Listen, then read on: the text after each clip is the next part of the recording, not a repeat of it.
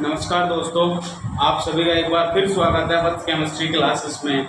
हमने अपनी पिछली वीडियो में केमिकल रिएक्शन से रिलेटेड डिस्कस किया था, जिसमें हमने 3 पार्ट्स के बारे में अच्छे से पढ़ा था और आज हम अपनी बची हुई 2 रिएक्शंस के बारे में हम डिस्कस करेंगे। अब वे जो 2 रिएक्शन हमारे पास अब जो होने वाली हैं, एक तो है डबल डिस्प्लेसमेंट रिएक्शन और दूसरी है ऑक्सीडेशन और रिडक्शन अभिक्रिया के बारे में। तो अब हम शुरू करते हैं अपना टॉपिक, जो कि आज हमारा टॉपिक है वो है ऑक्सीडेशन रिएक्शन और दूसरा है हमारा डबल डिस्प्लेसमेंट रिएक्शन। तो टॉपिक नंबर 1, टॉपिक का नाम है हमारा double displacement reaction, double displacement reaction, जिसे द्विविस्थापन अभिक्रिया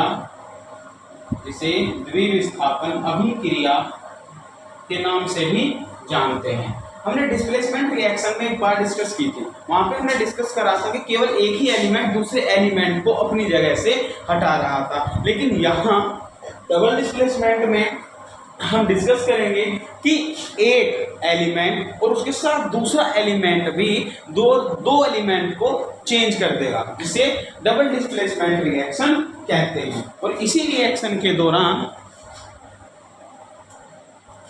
हम आगे डिस्कस करेंगे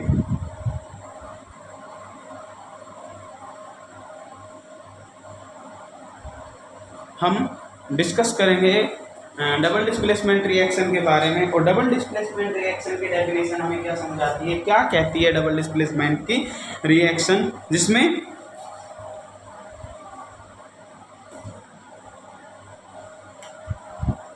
वे अभिक्रियाएं या वे आयन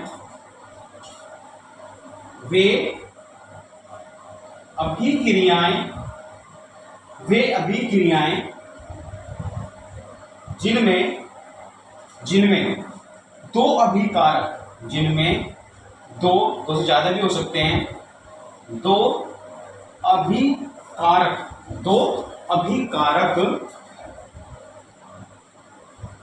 भिन्न अणु या आयन को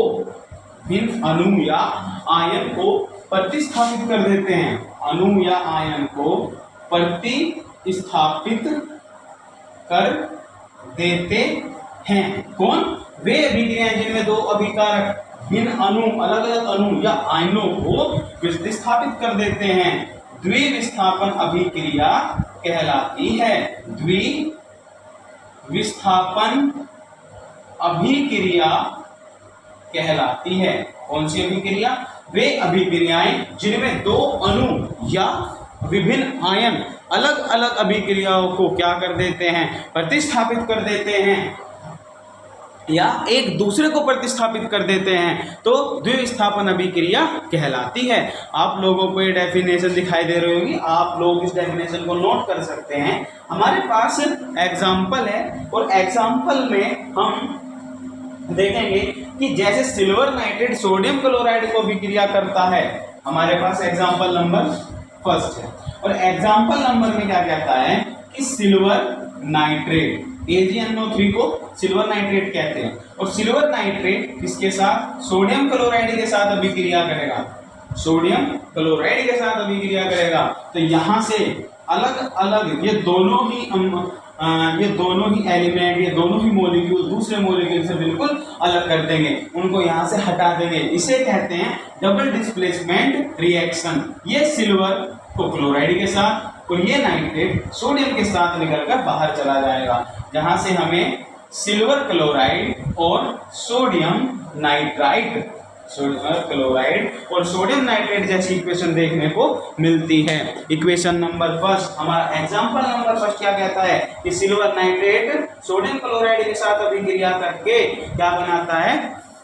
सिल्वर क्लोराइड या सोडियम नाइट्रेट बनाता है। हमारे पास ये जिसे सिल्वर नाइट्रेट कहते हैं और ये है सोडियम क्लोराइड, और ये है हमारे पास सिल्वर क्लोराइड और ये है सोडियम नाइट्रेट। होता क्या है कि सिल्वर तो क्लोरीन के साथ अभिक्रिया करता है, ये वाला सिल्वर इस क्लोरीन को अलग लेकर चला जाता है राइट हैंड साइड में। अब ये लेफ्ट हैंड साइड है तो यहाँ से राइट हैंड साइड में लेकर चला जाएगा और NO3 Na के साथ मिलकर अलग हो जाता है। तो इन्होंने क्या करा है, इन दोनों ने ही क्या करा है, अपना स्थान चेंज कर दिया है, जिससे इनका नाम पड़ता है डबल डिस्प्लेसमेंट रिएक्शन। इसी प्रकार हमारे पास दूसरा एग्जाम्पल है और एग्जाम्पल में हम डिस्कस करेंगे कि कॉपर सल्फाइड हाइड्रोजन सल्फाइड के साथ अभिक्रिया करके कैसे एक दूसरे को एक्सचेंज करते हैं। क्या, कॉपर सल्फेट हाइड्रोजन सल्फाइड से कैसे अभिक्रिया करते हैं। कॉपर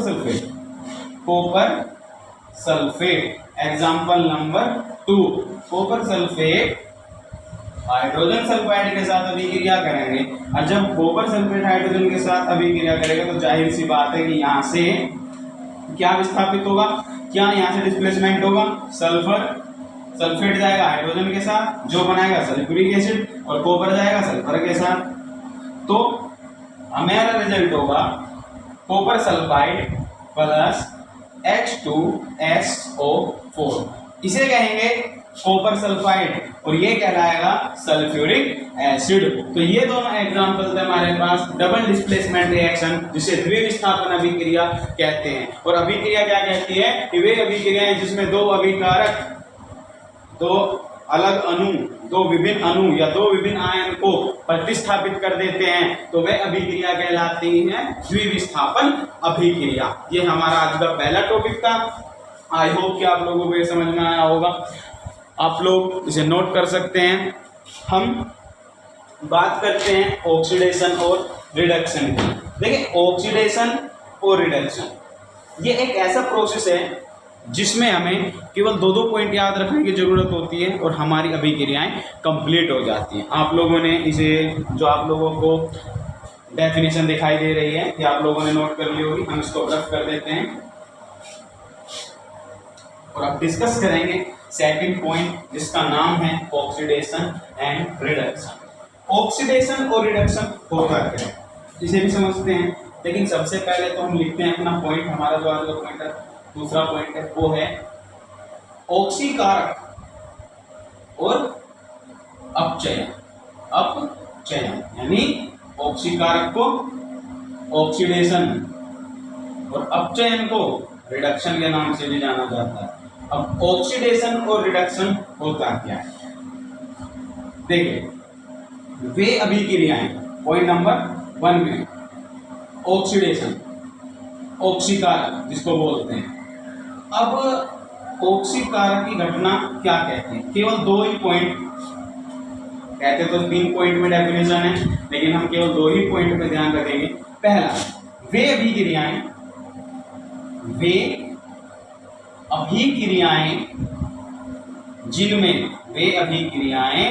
जिनमें ऑक्सीजन का संयोग होता है, ऑक्सीजन का संयोग होगा, जहां पर ऑक्सीजन ऐड होगी, ऑक्सीजन जुड़ेगी, जिस अभिक्रिया में ऑक्सीजन जुड़ेगी। पॉइंट नंबर 2 ये था ए। बी पॉइंट क्या कहता है, वे अभिक्रियाएं जिसमें ऑक्सीजन का संयोग होता है तथा हाइड्रोजन को निष्कासित किया जाता है, हाइड्रोजन को निष्कासित किया जाता है। वे अभिक्रियाएं जिनमें ऑक्सीजन का संयोग तथा हाइड्रोजन को निष्कासित किया जाता है ऑक्सीकारक अभिक्रिया कहलाती हैं। ये पहला पॉइंट की डेफिनेशन है कि ऑक्सीकारक किसे कहते हैं, जिसमें ऑक्सीजन का तो संयोग होगा और हाइड्रोजन को बाहर निकाल दिया जाएगा, वह अभिक्रिया ऑक्सीकारक कहलाती है। वहीं पॉइंट नंबर 2 हमारे पास आता है कि अपचयन किसे कहते हैं, अपचयन जिसे रिडक्शन के नाम से जाना जाता है। अब ये रिडक्शन क्या होता है, इसका अपोजिट ही होता है।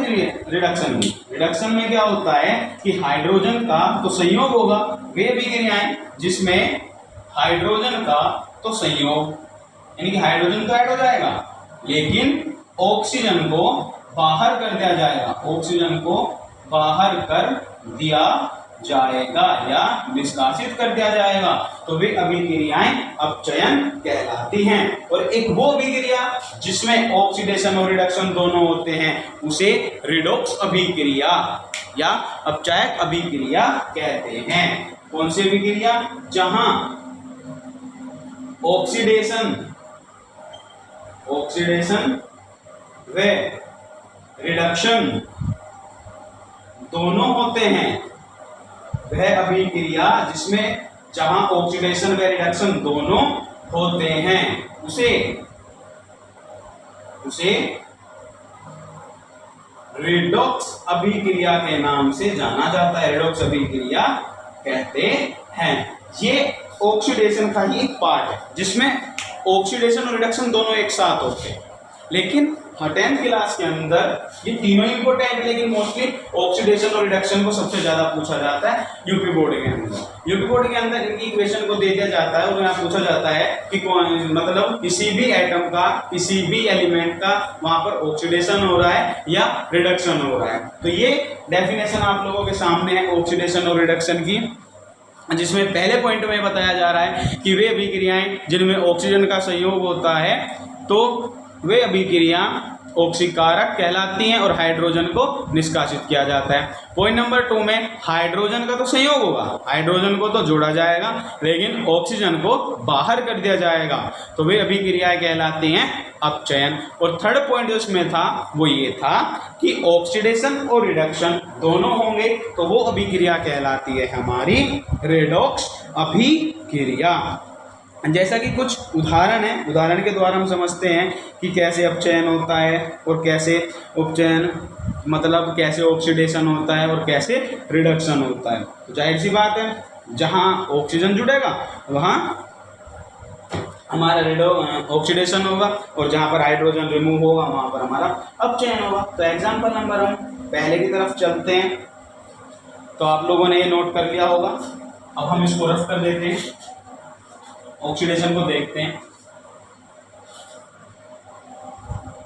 एक इक्वेशन के द्वारा हम समझते हैं इसको। इक्वेशन में क्या है कि कॉपर ऑक्साइड है और हाइड्रोजन के साथ अभिक्रिया हो रही है, कॉपर ऑक्साइड है और हाइड्रोजन के साथ इसमें क्या हो रहा है, बिल्कुल अभिक्रिया हो रही है। अब इस अभिक्रिया में हमें ये देखना है कि ये क्या करेगा और क्या से क्या बाहर निकलेगा, क्या करेगा और क्या से ये बाहर करेगा। जैसा कि इसमें कॉपर ऑक्साइड है और हाइड्रोजन है। अब यहाँ पर जाहिर सी बात है कि ये ऑक्सीजन को रिमूव करेगा और जब ऑक्सीजन को रिमूव करेगा तो हमारे पास कॉपर हो जाएगा और वाटर बाहर निकल जाएगा। तो कॉपर ऑक्साइड से कॉपर बचा, कॉपर ऑक्साइड से कॉपर बचा और हाइड्रोजन से ऑक्सीजन।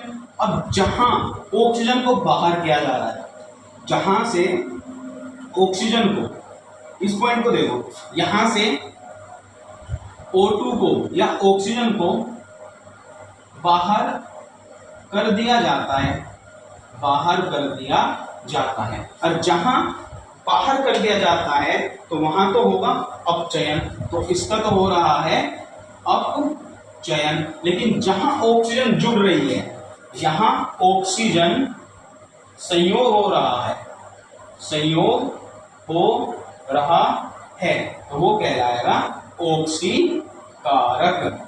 ये घटना कहलाएगी ऑक्सीकारक। आप देख सकते हो, इसके द्वारा समझ सकते हो कि कॉपर ऑक्साइड में से ऑक्सीजन को बाहर कर दिया गया, तो यहाँ तो हो गया इसका अपचयन। क्यों? क्योंकि ऑक्सीजन को बाहर निकाल दिया गया और यहाँ ऑक्सीजन को जोड़ दिया गया, तो ये कहलाया हमारा ऑक्सीकारक। और ऑक्सीकारक यही तो कहता है, हाइड्रोजन को तो रिमूव कर रहा है लेकिन ऑक्सीजन को तो एक्सेप्ट कर रहा है ना, तो ऑक्सीजन को एक्सेप्ट किया तो ऑक्सीकारक। यहाँ ऑक्सीजन को रिमूव कर दिया गया और हाइड्रोजन को एक्सेप्ट किया गया, तो ये कहलाया है अपचयन। एग्जाम्पल नंबर 1 आप इसे नोट कर सकते हो। वहीं पर हम दूसरा एग्जाम्पल देखते हैं जिसमें आप लोगों ने एग्जाम्पल को नोट कर लिया होगा। हम इस एग्जाम्पल को रफ करके हम दूसरा एग्जाम्पल देखते हैं। सेकंड एग्जाम्पल, यहाँ पर ऑक्सीकारक और अपचयन दोनों ही हो रहे होंगे। Second example, zinc oxide carbon के साथ अभिक्रिया करेगा। जाहिर सी बात है, यहाँ पर भी ये घटना घटनी है। जिंक ऑक्साइड कार्बन के साथ अभिक्रिया कर रहा है, तो यहां से जब अभिक्रिया होगी तो कार्बन ऑक्सीजन के साथ और जिंक बाहर।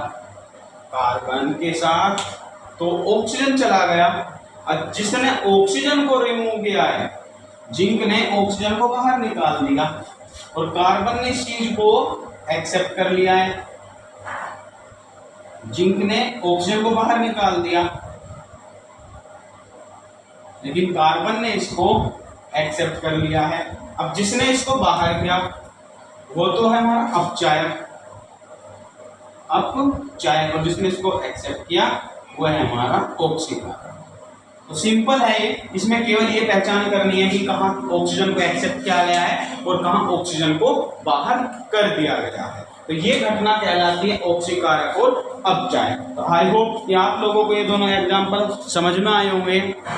वैसे ही हम पढ़ते हैं अपने थर्ड टॉपिक, जिसे रेडॉक्स अभिक्रिया कहते हैं।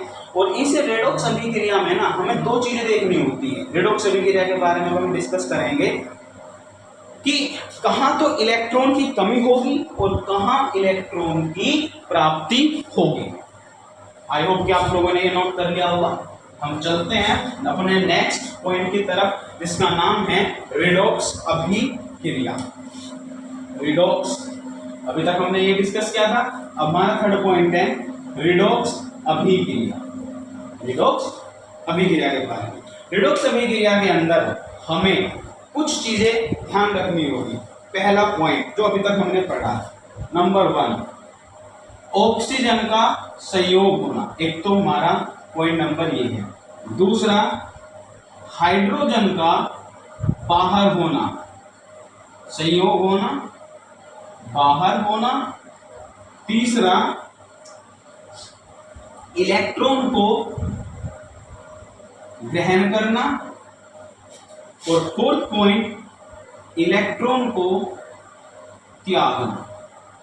ये 4 पॉइंट हैं जो हमारे रेडॉक्स अभिक्रिया को प्रदर्शित करते हैं। अब जहां पर इलेक्ट्रॉन की कमी होगी, जहां पर इलेक्ट्रॉन की कमी होगी वहां पर घटना घटेगी उपचयन की, यानी कि ऑक्सीकारक की।